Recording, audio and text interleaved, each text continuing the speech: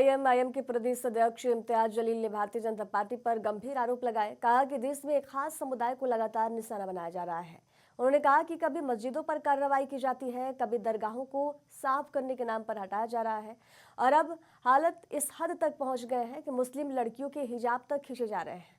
AIM नेता ने कहा कि इस तरह की घटनाएं देश की सामाजिक ताने बानी को नुकसान पहुंचा रही हैं और अल्पसंख्यकों में असुरक्षा की भावना पैदा कर रही हैं। उन्होंने सरकार से इस मुद्दे पर गंभीरता से विचार करने और दोषियों के खिलाफ सख्त कार्रवाई की मांग की है।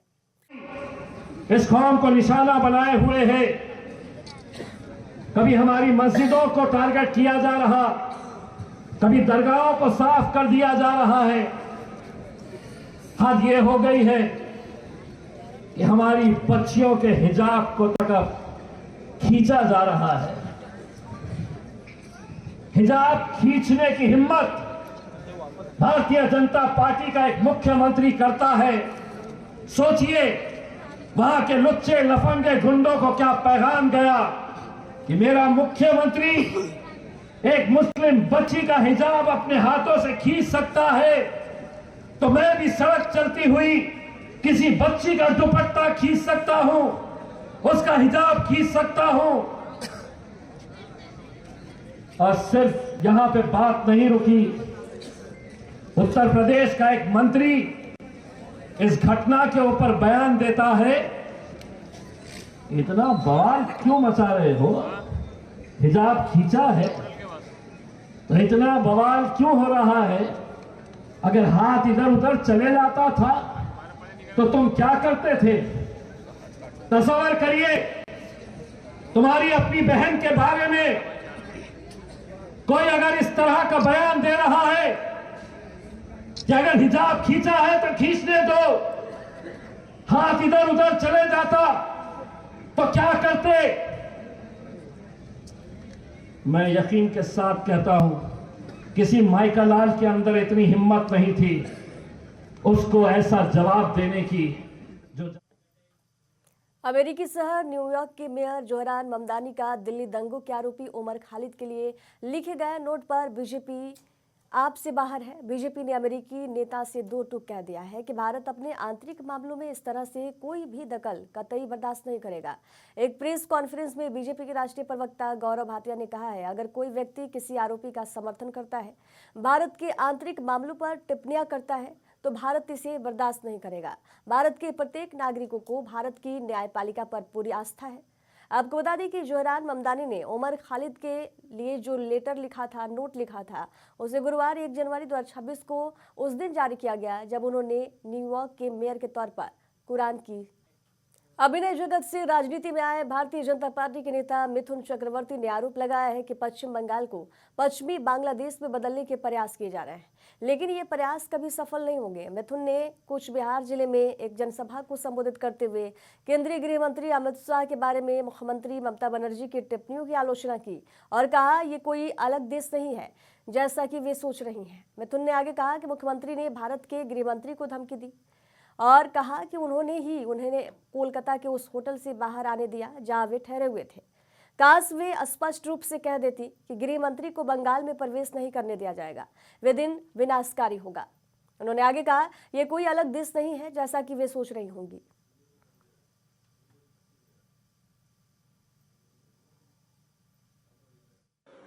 বাংলাদেশে নৃশংসভাবে কাউকে মারার জন্য হিন্দু জাগরণ মঞ্চ একটা প্রতিবাদ মিছিল বার করেছিল, তাতে পুলিশ লাঠিচার্জ করলো, গুরুতরভাবে জখম করেছে অনেকজনকে, 17 জনকে অ্যারেস্ট করা হয়েছে, তার মধ্যে 7 জন মহিলা। ভাবতে পারছেন বাংলাদেশে হয়েছে, প্রতিবাদ করছি এখানে সেটাও করতে পারবেন না। তার মানে সোজা ভাষায় এই সরকার বলে দিচ্ছে যা ইচ্ছে তাই করুন, আমরা বাংলাদেশের পক্ষে। আমরা যেভাবেই হোক এই পশ্চিম বাংলাকে ওয়েস্ট বাংলাদেশ করে ছাড়ব। তাহলে আপনারাও শুনে রাখুন, এই শরীরে যতদিন এক ফোঁটা রক্ত থাকবে कोई माई का लाल ये नहीं कर सकता।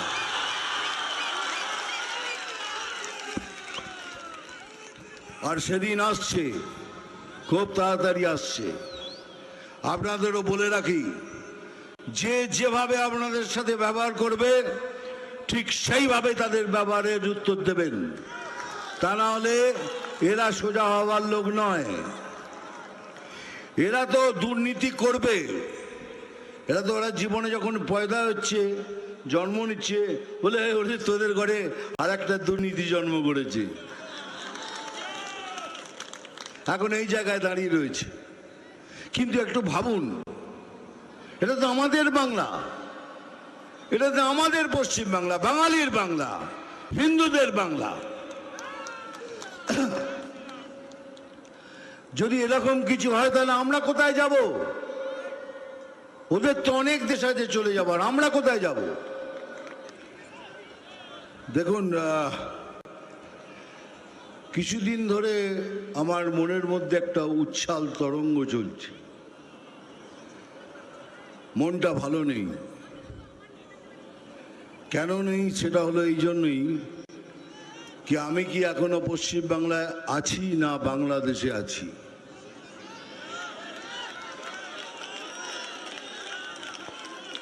কেন তাহলে এরকম কেন হবে? ওখানে কেউ হারমোনিয়াম কেড়ে নিচ্ছে, তো ওখানে একটা বাচ্চা মেয়েকে মায়ের গান করার জন্য তাকে বাধা দেওয়া হচ্ছে, মায়ের গান করাতে বাধা দেওয়া হচ্ছে। এমন কোনো ধর্মীয় বই নেই যেখানে লেখা নেই, এখানে সব জায়গায় লেখা আছে कि मायर पायर नीचे स्वर्ग, माँ के पैरों तले जन्नत है। अगर ताई যদি হয় তাহলে মা সাম্প্রদায়িক হলো কি করে? এই জন্য হচ্ছে এখানকার সরকার ছুট দিয়ে রেখেছেন। আমরা কিন্তু বারবার বলছি আমরা মুসলমানদের খিলাফ নই, আমরা ভারতীয় মুসলিমদের এগেনস্টে নই, আমরা ওই মুসলিমদের এগেনস্টে যারা ভারত। यूपी के प्रयागराज में आज से माघ मेला 2026 का भव्य शुभारंभ हो गया है। संगम तट की सुबह से ही श्रद्धालुओं का पहुंचना शुरू हो गया है, जहां गंगा, यमुना और अदृश्य सरस्वती के संगम में आस्था की डुबकी लगाकर लोगों ने पुण्य लाभ अर्जित किया। पहले ही दिन मेले क्षेत्र में श्रद्धालुओं की भारी भीड़ देखने को मिली। इस दौरान प्रशासन भी पूरी तरह सतर्क नजर आया। आपको बता दें कि माघ मेला 3 जनवरी से शुरू होकर 15 फरवरी 2026 को महाशिवरात्रि तक चलेगा। इस दौरान कई प्रमुख स्नान, पर्व और धार्मिक आयोजन होंगे। संगम की रेती पर बसी तंबुओं की नगरी में माघ मेले शुरू हो चुके हैं। पहले मुख्य स्नान के साथ ही इस ऐतिहासिक धार्मिक आयोजन की औपचारिक शुरुआत हो गई है। पहले मुख्य स्नान पर लोग गंगा में आस्था की पवित्र डुबकी लगा रहे हैं। पौष पूर्णिमा पर लाखों श्रद्धालु संगम तट पर मौजूद हैं। माघ मेला क्षेत्र में श्रद्धालुओं और कल्पवासियों की सुरक्षा को लेकर व्यापक इंतजाम किए गए हैं। पुलिस कमिश्नर जोगेंद्र कुमार और जिलाधिकारी मनीष वर्मा ने संयुक्त प्रेस वार्ता कर मेले की व्यापक तैयारियों की जानकारी दी। इस बार माघ मेला 800 हेक्टेयर क्षेत्र में बसाया गया है, जो वर्ष 2024 के माघ मेले की तुलना में 32 हेक्टेयर अधिक है। मेला क्षेत्र में भव्य टेंट सिटी तैयार की गई है, जिसे पहले से अधिक सुविधाजनक और आकर्षक बनाया गया है। उन्होंने बताया कि मेला क्षेत्र में 10,000 से अधिक पुलिसकर्मियों की तैनाती की गई है। साथ ही सुरक्षा व्यवस्था और मजबूत करने के लिए एटीएस की टीम भी मोर्चा संभाले हुए है।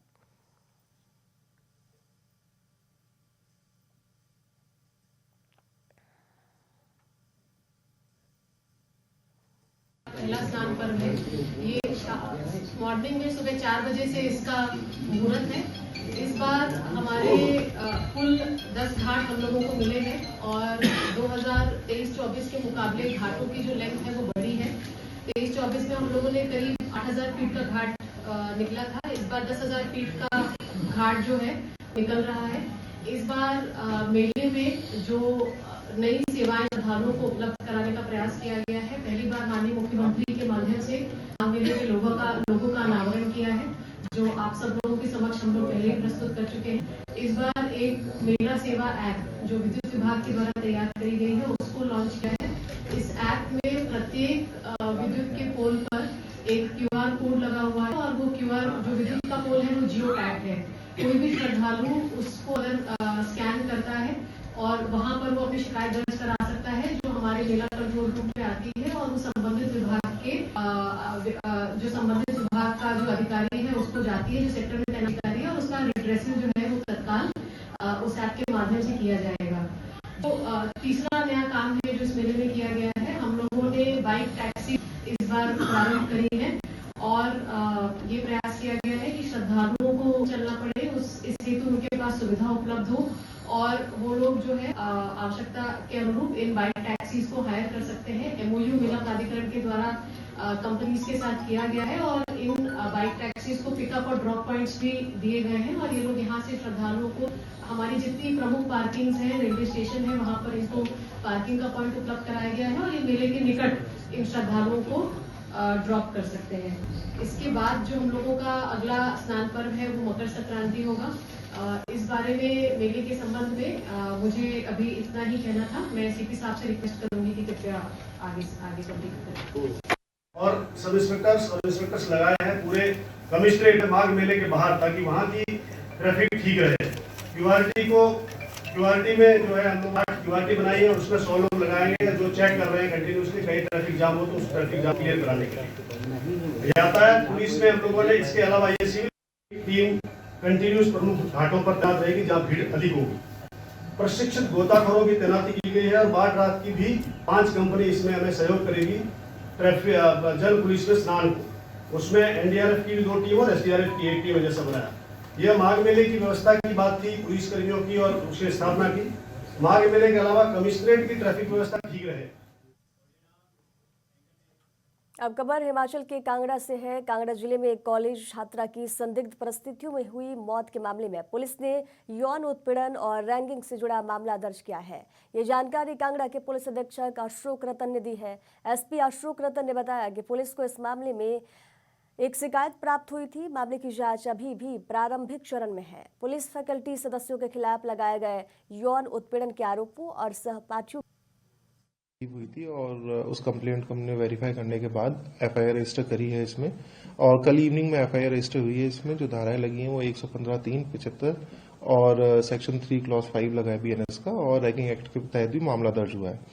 इसमें जो वेरिफिकेशन हुई है, इसमें जो डिसीज्ड हैं वो धर्मशाला से बिलोंग करते हैं, सिद्धबाड़ी के एरिया से बिलोंग करते हैं, और जो अभी तक इन्वेस्टिगेशन, क्योंकि बहुत ही प्रिलिमिनरी स्टेज पर भी इन्वेस्टिगेशन है, तो जो भी फैक्ट्स इसमें निकल के आए थे, जो सेक्सुअल हरासमेंट अगेंस्ट दी एक फैकल्टी मेंबर है वो, और जो कलीग्स जिनके अगेंस्ट में रैगिंग का जो मैटर आया है वो अंडर एक्टिव कंसिडरेशन है। इस समय वेरिफिकेशन उसकी चल रही है। और जैसे कि जो 20 तारीख वाला जो मैटर हमें रिपोर्ट हुआ था, वो CM हेल्पलाइन से रिपोर्ट हुआ था, हमने उसकी भी जब छानबीन करी तो उसमें जो सेक्सुअल हरासमेंट जैसा जो इंसिडेंट था उसमें उस समय वो नहीं इंक्लूडेड था। तो अभी ये मैटर ऑफ वेरिफिकेशन है कि 20 तारीख की जो कंप्लेंट की जो इंक्वायरी हुई है और जो अभी FIR रजिस्टर हुई है, उसमें क्या फैक्ट्स निकल के आते हैं आगे, जैसे भी फैक्ट्स निकल के आएंगे लीगली उनका संज्ञान लिया जाएगा, और उस पर कार्रवाई करते हुए हम कड़ा संज्ञान लेंगे, और इस इन्वेस्टिगेशन को एकदम सुचारू रूप से डे टू डे बेसिस पे इसको एग्जीक्यूट करा जाएगा। तो कुछ छात्र संगठनों की बात करें या कंप्लेंट की बात करें, वो ये सवाल उठा रहे हैं कि जब 20 तारीख की कंप्लेंट हुई है तो पुलिस ने एक्शन क्यों लिया, इस पे तो क्या? देखिए, 20 तारीख की जो कंप्लेंट है, अगर आप उसका कंटेंट भी देखोगे तो वो जो कंप्लेंट थी वो स्ट्रेट अवे ये थी कि किसी ने उन बच्चों को परेशान करा जो उसके ही के कलीग्स थे। उसमें जो प्रोफेसर के अगेंस्ट में जो कंप्लेंट FIR का कंटेंट है उसमें वो कंप्लेंट में जिक्र ही नहीं था। तो पुलिस जो संज्ञान लेने वाले जो अपराध हैं उसी पर कड़ा संज्ञान लेती है कॉग्निजेबल ऑफेंस में। तो इनिशियल स्टेजेस पे क्योंकि ये रैगिंग का मैटर है और इनके फैकल्टी से भी पूछताछ उसमें करी गई, ठीक है। इनिशियली इस स्टेज पे ये चीज बताना कि क्या चीज सही है और क्या चीज गलत है, तो वो कहना बहुत ही मुश्किल होगा, क्योंकि बहुत ही इनिशियल स्टेजेस पर भी इन्वेस्टिगेशन है। जैसे ही इन्वेस्टिगेशन और इसमें टाइम पास होगा तो इसमें जो है रेलेवेंट सेक्शंस के तहत और जो फैक्ट्स हमारे पास निकल के आएंगे उसी के बेसिस पे हम आगे कार्रवाई करेंगे। जिस समय कंप्लीट हुई थी उस वक्त परिजनों से बात हुई थी, उनके क्या बयान थे, अभी जो है इसमें क्या? देखिए, जो बयान है वो तो मैं अभी शेयर नहीं कर पाऊंगा, लेकिन मैंने आपको बताया कि सेक्सुअल हरासमेंट का उस समय कोई भी जिक्र उस समय नहीं करा गया था। लेकिन हम इस चीज को अभी डिनाई नहीं कर रहे हैं, क्योंकि हमें फैक्ट्स को वेरीफाई करना है कि क्या इस तरीके की कोई भी एक्टिविटी हुई है या नहीं हुई है। तो हम उसको देखेंगे आगे, जैसे भी हमारे पास एविडेंसेस आएंगे हम उसी के बेसिस पर इन्वेस्टिगेशन करेंगे। लड़की 2 महीने से एडमिट थी, कौन से हॉस्पिटल में और कब से उसका इलाज चल रहा था, और उसकी डेथ कौन से हॉस्पिटल में हुई और कब हुई है? देखिए, जो हमारे पास इंटीमेशन आई है उसमें डिफरेंट हॉस्पिटल से इनका ट्रीटमेंट 7 हॉस्पिटल्स है, तो मैं उसका आपको रिटर्न में शेयर कर दूंगा इन्फॉर्मेशन। और मल्टीपल हॉस्पिटल्स में ट्रीटमेंट हुआ है, तो हम ट्रीटमेंट समरी भी हॉस्पिटल से अभी टेकअप करेंगे और उसको भी इन्वेस्टिगेशन का पार्ट बनाएंगे कि व्हाट वर द रीजंस कि क्यों इससे जो है उनकी डेथ हुई, उसका भी हम कारण जो है वो इन्वेस्टिगेट कर रहे हैं। सर, कहीं न कहीं वीडियो में ये भी बताया जा रहा है कि लड़की ऐसा था, ऐसा क्या था मामला, ये मामला क्या है? देखिए, जो एफआईआर है ये उनके फादर की एंड पर रजिस्टर हुई है और एफआईआर में कहीं पे भी इस चीज का जिक्र नहीं है कि अभी ऑफेंस या जिस तरीके से रैगिंग हुई है वो इसी कारणवश हुई होगी, बिकॉज दी पर्टिकुलर जो पर्सन है वो पर्टिकुलर कम्युनिटी से बिलोंग करते हैं, तो इस बारे में मेरा इस समय बोलना कुछ भी वाजिब नहीं है। जम्मू और कश्मीर में भीषण ठंड का प्रकोप जारी रहा। पूरी कश्मीर घाटी में न्यूनतम तापमान हिमांक बिंदु से नीचे दर्ज किया गया है, जिससे आम जनजीवन पूरी तरह प्रभावित हुआ है। कई इलाकों में नालों और गड्ढों में जमा पानी जम गया। श्रीनगर शहर में न्यूनतम तापमान -1.5 डिग्री सेल्सियस रिकॉर्ड किया गया। वहीं प्रसिद्ध पर्यटन स्थल गुलमर्ग में तापमान -6.5 डिग्री सेल्सियस तक गिर गया है। पहलगाम की बात करें तो कड़ाके की ठंड का असर देखने को मिल रहा है और वहां भी तापमान हिमांक से नीचे दर्ज किया गया है। मौसम विभाग के अनुसार आने वाले दिनों में भी ठंड से राहत मिलने की संभावना कम है और तापमान में और गिरावट हो सकती है। राजस्थान में नए साल में पहली बार तापमान 0 डिग्री पहुंचा। हिल स्टेशन माउंट आबू में पारा जमाव बिंदु पर आ गया है। रेगिस्तानी जिलों बाड़मेर, बीकानेर में भी कड़ाके की सर्दी पड़ रही है। सीकर, हनुमानगढ़ समेत 10 जिलों में कोहरे का अलर्ट जारी किया गया है। वहीं मध्य प्रदेश में अगले 3 दिनों तक घना कोहरा छाया रहेगा। फिर तेज सर्दी का दौर आएगा। भोपाल और इंदौर में बारिश के आसार जताए जा रहे हैं। मौसम विभाग की माने तो जनवरी में 15 से 20 दिन तक शीतलहर चल सकती है। कड़ाके की ठंड का दौर दूसरे सप्ताह में शुरू होगा, जो आखिरी तक बना रहेगा। ईरान में हालात बिगड़ते जा रहे हैं। लगातार देश में सरकार के खिलाफ विरोध प्रदर्शन बढ़ता जा रहा है। आर्थिक संकट पर लोगों का गुस्सा फूट रहा है। 28 दिसंबर से विरोध प्रदर्शन शुरू हुआ। इसी के बाद अब अमेरिका के राष्ट्रपति डोनाल्ड ट्रंप का बयान सामने आने के बाद जिद का जोश और भी हाई हो गया है। ट्रंप ने कहा कि अगर ईरान शांतिपूर्ण प्रदर्शनकारियों पर गोली चलाता है और उन्हें हिंसक तरीके से मारता है तो अमेरिका उनकी मदद के लिए आगे आएगा। उन्होंने ट्रुथ सोशल पर एक पोस्ट में कहा कि हम पूरी तरह तैयार हैं और कार्रवाई के लिए भी तैयार हैं। वहीं दूसरी तरफ ट्रंप का बयान सामने आने के बाद जिद का जोश हाई है।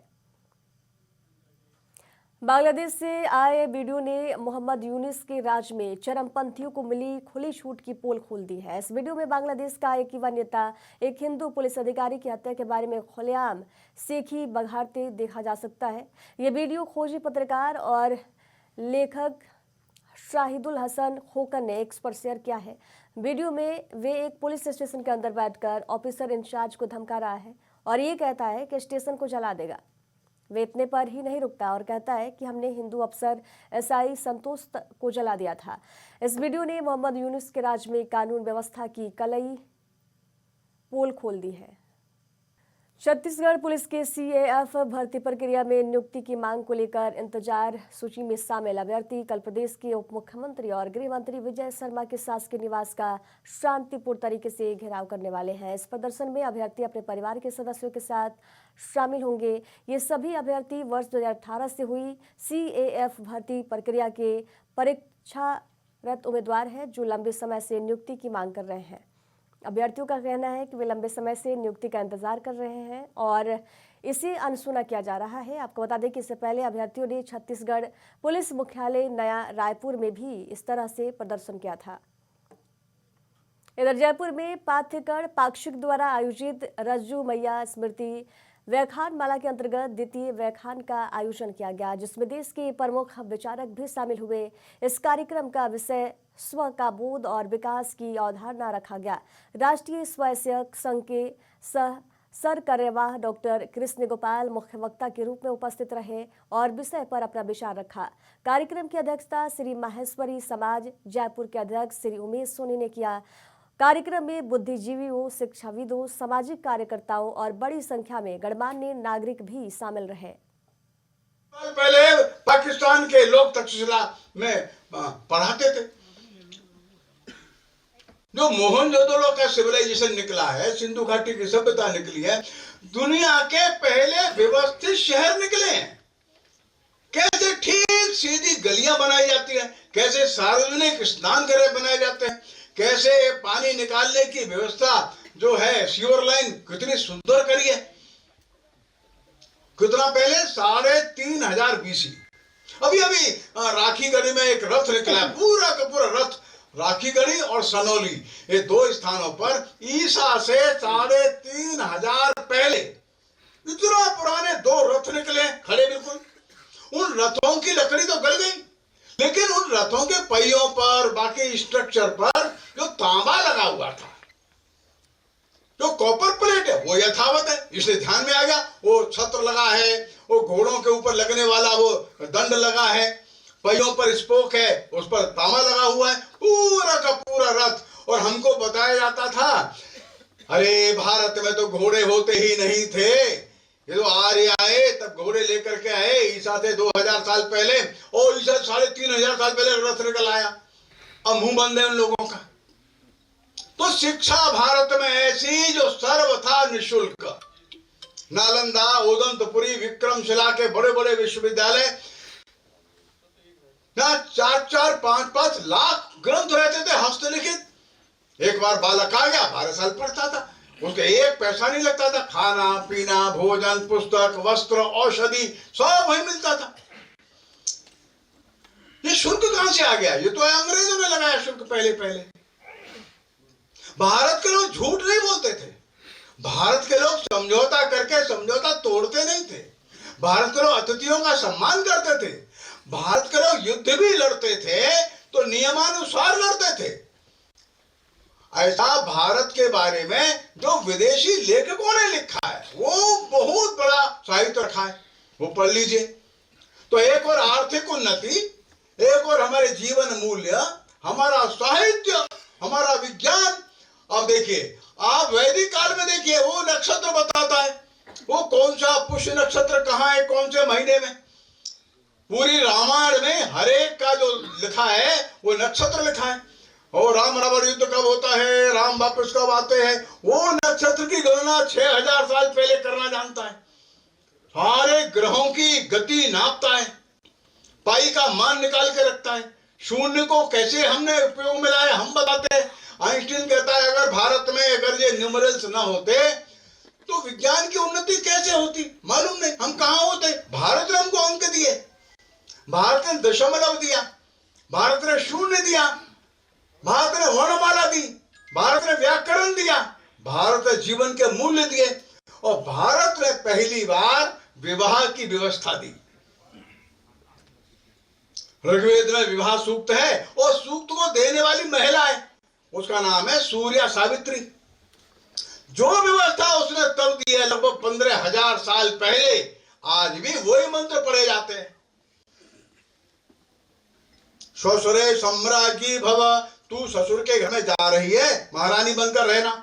सश्रवाम सम्राज्ञी भव, सास के घर में तू महारानी बनकर रहना। ननंदर सम्राज्ञी भव, तू ननद के घर में महारानी बनकर रहना। देवर्षि सम्राज्ञी भव, देवर है, पति के छोटे भाई हैं, लेकिन तू महारानी बनकर रहेगी घर के अंदर। ये ऋग्वेद का विवाह सूक्त का मंत्र है। दिया किसने? महिला ने दिया है। हमको क्या बताया गया? अरे भारत में महिलाओं की स्थिति बहुत खराब, बहुत खराब। तो अपने को ध्यान रखना है, हम कौन थे, ये है स्व। हमारी शिक्षा, हमारी समाज व्यवस्था, हमारी परिवार व्यवस्था, हमारी आर्थिक व्यवस्था, हमारी राज्य व्यवस्था, सबको ध्यान में रखना। विकास का मतलब केवल धन नहीं होता। रजू भैया बार कहते थे, स्व का बोध माने जीवन के सब क्षेत्रों में हम कौन थे, ये ध्यान में रखो, तब आगे बढ़ो। खबरों के सफर में दीजिए जाने की इजाजत। देखते रहिए NSC 9 न्यूज। नमस्कार।